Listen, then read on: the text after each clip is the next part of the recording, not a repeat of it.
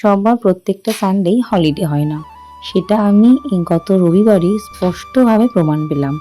আর বাচ্চা থাকলে তো সেটা একদমই সম্ভব নয়। সো হ্যালো এভরিওয়ান, কেমন আছো? আশা করি সবাই খুব ভালো আছো। আমার নতুন একটা ব্লগে সবাইকে স্বাগত। আজ হলো রবিবার। আজকে রবিবারটা একদম অন্যভাবে কাটবে। সকাল সকাল সুরজিৎ আর বাবা বেরিয়ে গেছিল শ্রীরামপুরের দিকে, ওদের একটু কাজ ছিল। তাই বাড়িতে আমি আর মা আজকে সারাদিন ডুকুকে নিয়েই থাকবো। ওদিকে ডুকু সকাল সকাল ঘুম থেকে উঠে গেছে, ওকে আমি খাইয়ে নিয়েছি। আর আজকে আমি ওকে দুধ খাইয়েছি, কারণ ভাবলাম অনেক দিন হয়ে গেল ডালিয়া খাওয়া হয় না। তাই আজকে সকাল সকাল ভাত না খেয়ে ডালিয়াই করে নেবো প্রেশারে, তাতে আমি আর ডুকু দুজনেই খেয়ে নেব। তো ডালিয়াটা ওই 12 মিনিটের মতো সময় দিয়ে দিয়েছি 300-তে দিয়ে। তো ততক্ষণ আমি চলে এসেছি ঘরে। ওদিকে ও একটু পিপির সাথে খেলছে। পিপিকে দেখলে ও একটু আনন্দ পায় আর ওর সাথে খেলে। কিন্তু পিপির ভরসায় আমি ওকে বসিয়ে রাখি না, ওকে আমি ঠাম্মির কাছে দিয়েই চলে এসেছি। আর ততক্ষণে আমি বিছানাটা পরিষ্কার করে ঝেড়ে নিলাম। ওই যে ঘর গোছাতে আমি সবসময় বরাবরই ভালোবাসতাম, কিন্তু ডুকুকে নিয়ে এখন আর সেটা একদমই সম্ভব হয় না। তাও যতটা হয় চেষ্টা করি গুছিয়ে রাখার। ঘর দর গুছিয়ে আমি চলে এসেছি আয়নার কাছে, কারণ সকাল সকাল স্নান হয়ে যাওয়ার পর আমার মুখটুকু দেখার সময়টুকুও হয়নি। তাই চুলটা আঁচড়ে সিঁদুর পরে চলে এসেছি আমার মিনি রান্নাঘরে। আজকে আমি মিনি কিচেনেই করলাম, কারণ ডুকুকে এদিকটা দেখতেও হবে, তাই ভাবলাম এদিকটাতেই বসিয়ে নেই। ওদিকে দেখলাম ডালিয়াটা পুরো কমপ্লিট হয়ে গেছে, তাই ভাবলাম ডুকুকে ঠাম্মির কাছ থেকে নিয়ে চলে আসি। আর ও এখন ঠাম্মির কাছ থেকে চলে এসছে ঘরে ডালিয়া খাওয়ার জন্য। ওকে খেলনা দিয়ে নিচে বসিয়ে রেখে আমি ডালিয়াটা বার করে নিলাম আর দিয়ে নিলাম গরম গরম ডালিয়ার সাথে 1 চামচ ঘি। এই ঘিটাই ডালিয়ার স্বাদটাকে বহু গুণে বাড়িয়ে দিল। খাওয়া দাওয়া শেষ করে ওকে নিয়ে চলে এসেছি ঘরে, কারণ এই সময়টা ও একটু ঘুমায়। আর ও ঘুমিয়ে পড়লে আমার বাদবাকি কাজগুলো হবে। ওকে ঘুম পাড়াতে পাড়াতেই মা আমাকে বললো তাড়াতাড়ি এসো, একটা আম পড়েছে। মা যেহেতু নিচু হতে পারে না সব সময়, এই জন্য আমটা আমি করিয়ে নিলাম।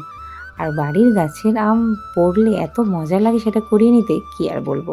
অন্য সময় আমাকে কখনো রান্না করতে হয় না, কখনো রান্না করি না এমনও নয়। যখন নিজের কিছু ইচ্ছা হয় সেটা আমি বলি মাকে করব, তো মা সেটা আমাকে রেডি করে দেয়। যেমন আজকেই আমি বললাম আজকে রান্নাটা আমি করব, তুমি ডুকুর কাছে থাকো। ভাবলাম অনেকদিন গাটি কচু আলু তরকারি খাওয়া হয় না, এই জন্য আজকে কচুর তরকারিটাই করব। আর আমি যদি রান্না করতে যাই তাহলে মা কেটে ধুয়ে মশলা বেটে সবটাই রেডি করে দেয়, শুধু আমাকে একটু নেড়ে চেড়ে নিতে হয়। তারপর ভাবলাম একটু ঘরে পনির আছে, একটু অল্প করে পনির করে নিই দুজনের মতো। আর সুরজিতের পনিরটা ভালো খায়, রাতে এসে ও একটু পনিরটা খেতে পারবে। আর যতই ভাবি দুজনের মতো রান্না করবো, রান্না তো বেড়েই যায়, দুজনের মতো তো করা হয় না। যাই হোক, খুব অল্প করে রান্নাটা আজকে করছি। ঠিক রান্না করতে করতে এসেছিলাম একবার এদিকে, আর এসে ওকে মেরে দেখছি ঠাম্মি আর নাতি দুজন মিলেই ঘুমাচ্ছে। যাই হোক, আবার চলে এসেছি এদিকে। ততক্ষণে পনিরটাও হয়ে গেছে। আর পনিরটা আজকে সর্ষে দিয়ে করেছি, আর সর্ষেটা আমাদের বাড়ির সর্ষে ছিল, তো খুব ভালো টেস্টি হয়েছে। টেস্ট করে দেখলাম, আর লাস্টে করলাম শাক ভাজা। আর যেহেতু একদম টাটকা, জল বেরিয়ে গেছে, তো এটা হতে হতে আমি চলে এসেছি বাথরুমে। সকাল সকাল জামাগুলো ধুয়ে দিলেই ভালো হয়, কিন্তু এত কাজের মধ্যে আজকে আর হয়নি ডুকুর জামা কাপড় ধোয়া। তারপর ওকে আমি স্নান করিয়ে আমি চলে এসেছি স্নান করতে, আর ওকে আমি এখানটা বসিয়ে রেখেছি। আর আজকেই ভাবছি অনেকদিন শ্যাম্পু করা হয় না, শ্যাম্পুটা করব। কিন্তু উপায় আছে, বারবার ও বাথরুমের দিকে এগিয়ে যাচ্ছে। যাই হোক, ওকে সামনে রেখেই আমি চটপট করে একটু শ্যাম্পুটা কোনো রকমে করে দিয়েছি। এবার জামাটা একটু চেঞ্জ করে নেবো, কারণ সকালে তো একবার স্নান হয়েই গেছে, কিন্তু ও ভীষণ চিৎকার করছিল। যাই হোক, তাড়াতাড়ি করে চেঞ্জ করে চলে এসেছি আমি ওকে নিয়ে ঘরে। আর জানো তো, ডুক্কু এখন একটু বড় হওয়ার পর শুধু মায়ের কাছেই থাকতে চায়, মানে আমাকে ছাড়াও কিছুই করতে চায় না। স্নান টান করে ওকে খাটে বসিয়ে আমি একটুখানি সিরামটা নিলাম। অনেকদিনই আর সিরাম দেওয়া হয় না, ওই যে এখন আমার কিছুই করা হয় না টাইম মতো। যাই হোক, ভাবলাম ওকে একটু বসিয়ে গ্যাস সিরামটা দিয়ে দিই। ওদিকে ও খাটের মধ্যে যা পাচ্ছে সব কটাই ফেলে দিচ্ছে। তারপর ডুগুকে আমি খাইয়ে দিলাম। আর খাওয়ানোর সময় কত খেলনা যে সামনে রাখতে হয় তার কোনো ঠিক নেই। স্নান টান করে ওকে একটা জামা পরিয়ে দিই, কিন্তু খাওয়ানোর পর আবার ওকে আমি চেঞ্জ করে দিই, কারণ খাওয়ানোর সময় ও অনেকটা খাবার জামার মধ্যে ফেলে। তারপর ওকে আমি ঠাম্মির কাছে বসিয়ে চলে এসেছি আমার দুপুরের লাঞ্চ সারতে। এদিকে কচু আলু তরকারি, পনির আর হচ্ছে শাক ভাজা, এই দিয়ে আজকে দুপুরের খাওয়াটা চটপট আমি সেরে নেব।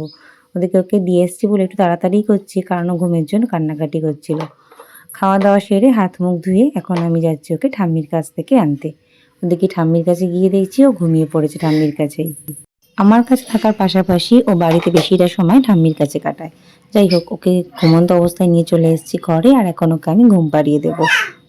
মানে ওকে শোয়ানোর পর ও একটু উঠে পড়ে, তাই ভাবলাম আর একটু ঘুম পাড়িয়ে দিয়ে দেখে দরজা জানলাগুলো দিয়ে দিলাম। তো আজকের ব্লগটা আমি এখানেই শেষ করলাম। দেখা হবে খুব তাড়াতাড়ি নতুন একটা ব্লগ নিয়ে। আজকের মতো টাটা, সবাই খুব ভালো থেকো।